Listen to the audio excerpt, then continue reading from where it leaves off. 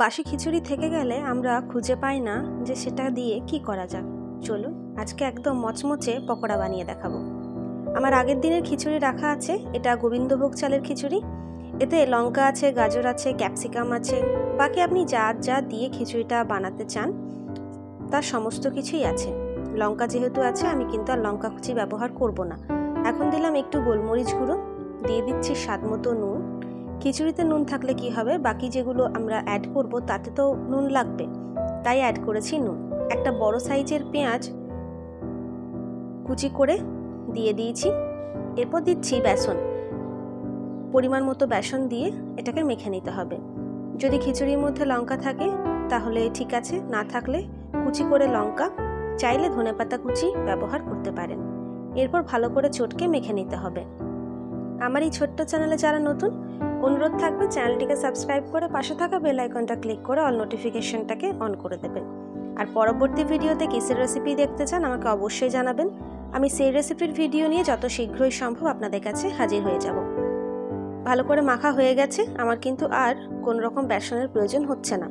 যদি মনে হয় বেসন লাগবে তাহলে আরেকটু অ্যাড করতে পারেন। এই দেখুন, এরকম করে হাতের সাহায্যে চ্যাপটা চ্যাপটা করে আমাদেরকে দিয়ে দিতে হবে। এরপর কড়াইয়ে দিয়ে দিচ্ছি তেল। আপনারা চাইলে সর্ষের তেলে ভাজতে পারেন, আমি সাদা তেলেই ভাজলাম। তেলটা গরম হয়ে গেছে, এরপর এক এক করে আমরা পকোড়াগুলো দিয়ে দেব। একদিকটা ভাজা হলে তারপর অপর পিঠটা উল্টে আবারও ভেজে নিতে হবে। মিডিয়াম টু লো ফ্লেমে ভাজলে ভেতরটাও ভালো মতো ভাজা হবে। আর যদি মনে করেন যে হাই ফ্লেমে ভাজবেন তাহলে কিন্তু কালারটা আসবে ঠিকই, কিন্তু ভেতর পর্যন্ত ভাজা হবে না। তাই চেষ্টা করবেন লো টু মিডিয়াম ফ্লেমে ভেজে ভালো করে লাল লাল করে তুলে নেবার। একদিকটা ভাজা হয়ে গেছে, এরপর অপর পিঠটাও উল্টে ভেজে নেব। উল্টে পাল্টে এদিক ওদিক করে লাল লাল করে ভেজে নিয়েছি। এরপর তেল ছেড়ে তুলে নেব। এরপর পরেরগুলোও এইভাবেই ভেজে নিতে হবে। রেসিপিটা ভালো লাগলে অবশ্যই একটা লাইক, কমেন্ট এবং শেয়ার করতে ভুলবেন না। আমি যেমন এখানে বাসি খিচুড়ির পকোড়া বানিয়ে দেখাচ্ছি, সেরকম কিন্তু বাসি ভাত বেঁচে গেলে আপনারা কি করবেন তার ভিডিও আমি দিয়ে রেখেছি, চাইলে আপনারা অবশ্যই সেটাকেও চেক করতে পারেন। আর এটা খেতে কিন্তু খুবই মজার হয়েছিল।